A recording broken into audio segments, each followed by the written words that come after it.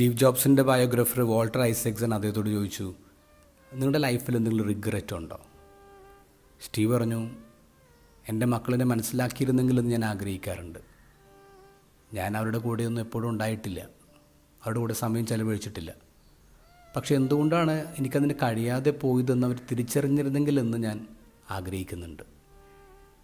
അപ്പോൾ ഐസക്സൺ ചോദിച്ചു, are you glad that you have kids? Steve പറഞ്ഞു, it is 10,000 times better than anything I have ever done.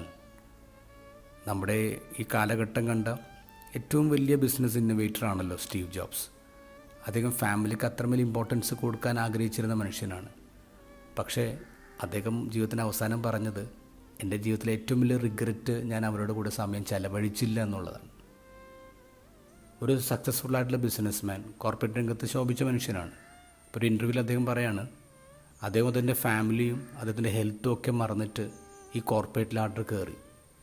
ഈ success ലാഡറിൻ്റെ അങ്ങേ അറ്റത്തെത്തിയപ്പോഴാണ് ഈ മനുഷ്യന് മനസ്സിലായത്, ഈ സക്സസ് ലാഡർ ചാരി വെച്ച മതിൽ മാറിപ്പോയി. നമ്മൾ പലരും നമ്മുടെ സക്സസ് ലാഡർ ചാരിയിട്ടുള്ള മതിൽ മാറിപ്പോയിട്ടുണ്ട്. ഇമ്പോർട്ടൻസ് എവിടെയാണ് കൊടുക്കേണ്ടതെന്ന് നമ്മൾ മറന്നു പോയിട്ടുണ്ട്.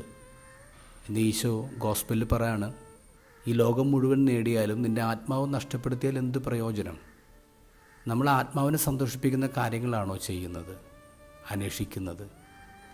ആത്മാവിന് സന്തോഷം നൽകുന്നത് റിയൽ റിലേഷൻസാണ്.